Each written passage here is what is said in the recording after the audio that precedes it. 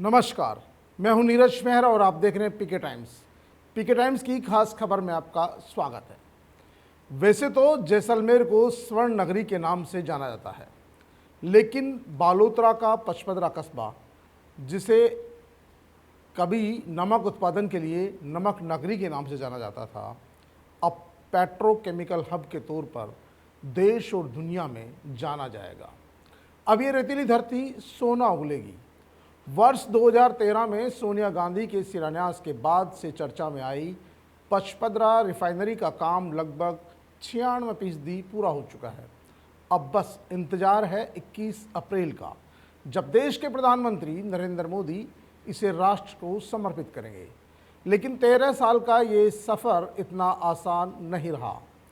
इस परियोजना ने सत्ता के गलियारों से लेकर रेतीले धोरों की सियासत को कई बार गरमाया। लोग अपनायत भूलकर एक दूसरे के खिलाफ खड़े हो गए, लेकिन अब ये देश की सबसे आधुनिक रिफाइनरी के रूप में बनकर तैयार हो गई है, जिससे लाखों लोगों को रोजगार मिलेगा ही, राजस्थान सरकार का राजस्व भी बढ़ेगा। पेश है एक रिपोर्ट। पीएम नरेंद्र मोदी के आगमन को लेकर मुख्यमंत्री भजनलाल शर्मा से लेकर पूरी सरकार और मशीनरी प्रशासन तैयारियों में जुटा है। पचपदरा में पीएम मोदी रिफाइनरी का लोकार्पण करेंगे, लेकिन क्या ये रिफाइनरी का सफ़र इतना आसान था? वर्ष 2013 का मामला। प्रदेश में अशोक गहलोत की सरकार थी और केंद्र में यूपीए की सरकार।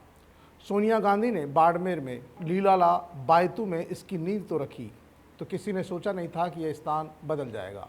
लीलाला में किसानों की ज़मीन और मुआवजे का पेच ऐसा फंसा कि इसे पचपदरा स्थानांतरित कर दिया गया, जिसने राजनीतिक बवाल खड़ा कर दिया। स्थान बदलने के साथ ही तत्कालीन राजस्व मंत्री हेमाराम चौधरी स्थान परिवर्तन के विरोध में इस्तीफा देकर अपनी ही सरकार के सामने खड़े हो गए और हेमाराम चौधरी ने सीधा सरकार को चुनौती दी और इस स्थान परिवर्तन का जोरदार विरोध किया। रिफाइनरी बचाओ संघर्ष समिति ने इसे बाड़मेर के हक पर डाका बताया। लंबे विरोध और संघर्ष के बाद रिफाइनरी को पचपदरा में स्थानांतरित कर दिया गया, जिसका स्थानीय निवासियों और नेताओं ने खूब विरोध किया। 2013 में वसुंधरा राजे की सरकार बनी और सत्ता परिवर्तन के साथ ही 2013 में केवल पत्थर लगने के आरोप झेलने वाली इस परियोजना को असली रफ्तार मिली 16 जनवरी 2018 को, जब पीएम नरेंद्र मोदी ने इसका दोबारा शिलान्यास किया।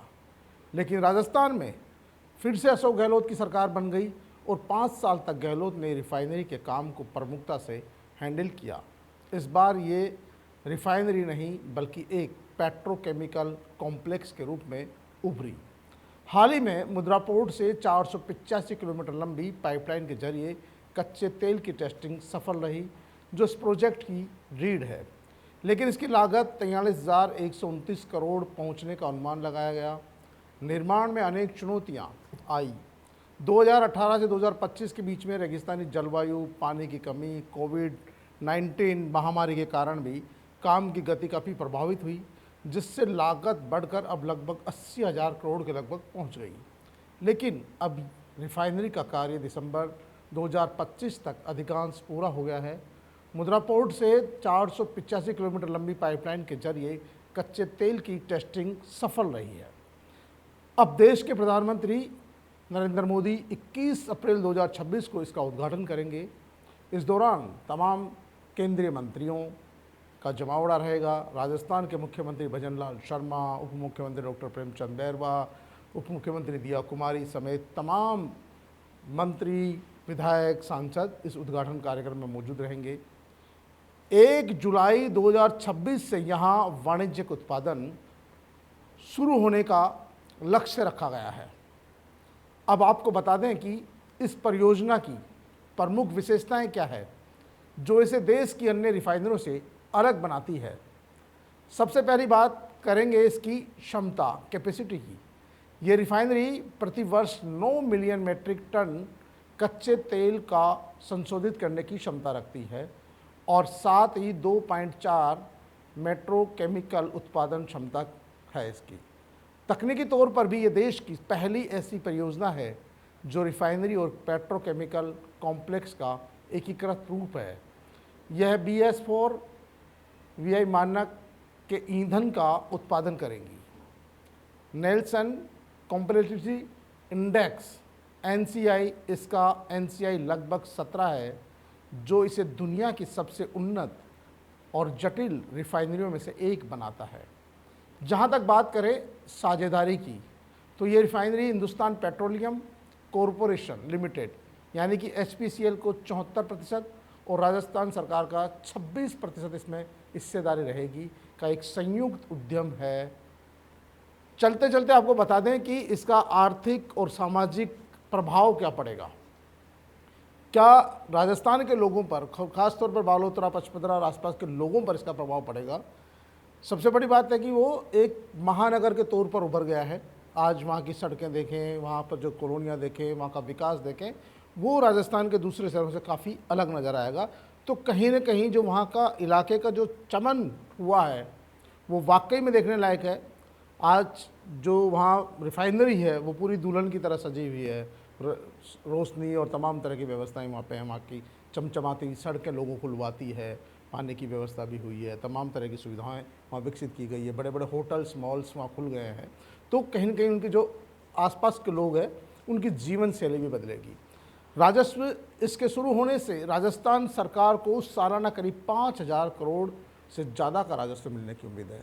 तो राजस्थान सरकार का 5,000 करोड़ से ज़्यादा का राजस्व बढ़ेगा तो राजस्थान सरकार की आर्थिक स्थिति वो भी सुदृढ़ होगी और कहीं न कहीं राजस्थान सरकार की मजबूती मिलेगी। रोजगार, इस रिफाइनरी के चालू होने से रोजगार भी लगभग लाखों लोगों को मिलेगा। 1.5-2 लाख लोगों को रोजगार मिलने वाला है। स्थानीय लोगों को भी बड़ी संख्या में यहाँ निर्माण कार्य से लेकर अभी तक बहुत सारे लोगों को रोजगार मिला है। और देश भर के, क्योंकि जो तकनीकी रूप से जो अपने आप में मजबूत है या जिस टेक्निकल वहाँ लेबर की आवश्यकता है या टेक्निकल लोगों की आवश्यकता है, उस हिसाब से लगभग 1.25 लाख लोगों को इसमें रोज़गार मिलने की संभावनाएं जताई जा रही है। लेकिन जो पेट्रोकेमिकल है उससे बहुत सारी इंडस्ट्रीज उभरेगी और छोटे छोटे रोज़गार और मिले लोगों को। बहुत सारे कॉम्प्लेक्स खुले हैं व्यापारियों के, होटल्स, रेस्टोरेंट्स, बार, तमाम तरह की जो वहाँ और धंधे खुले हैं, उससे भी तो लोगों को, स्थानीय लोगों को रोज़गार मिल रहा है। ऐसा नहीं है कि तमाम लोग इस रिफाइनरी के अंदर ही काम करेंगे। रिफाइनरी के बाहर भी ऐसे बहुत से काम होंगे कि जब वहाँ 1.5-2 लाख लोग काम करेंगे तो उनके रहने का, खाने का, पहनने का, तमाम तरह की जो वस्तुओं की बिक्री है, उस तरह का मार्केट है वो डेवलप हुआ है, अभी हो रहा है। तो तमाम लोगों को इससे रोज़गार ही तो मिल रहा है। कहीं ना कहीं उस इलाके की सूरत और सीरत दोनों सुधरेगी। यानी कि लाखों लोगों के सामने रोज़गार, प्रत्यक्ष और अप्रत्यक्ष रूप से रोज़गार के अवसर पैदा होंगे। औद्योगिक विकास, रिफाइनरी के पास सहायक उद्योगों के लिए एक विशाल पेट्रोकेमिकल इन्वेस्टमेंट रीजन PCPIR विकसित किया जा रहा है, जिससे पश्चिमी राजस्थान की अर्थव्यवस्था को मजबूती मिलेगी। और जब पश्चिमी राजस्थान की अर्थव्यवस्था को मजबूती मिलेगी तो समझिए वहाँ के हालात कितने सुधरेंगे। पहले लोग कहते थे कि ज़्यादा काम नहीं करेगा तो तेरा ट्रांसफ़र बाड़मेर कर दिया जाएगा। अब लोग खुद कहते हैं कि मेरा ट्रांसफ़र बाड़मेर कर दो।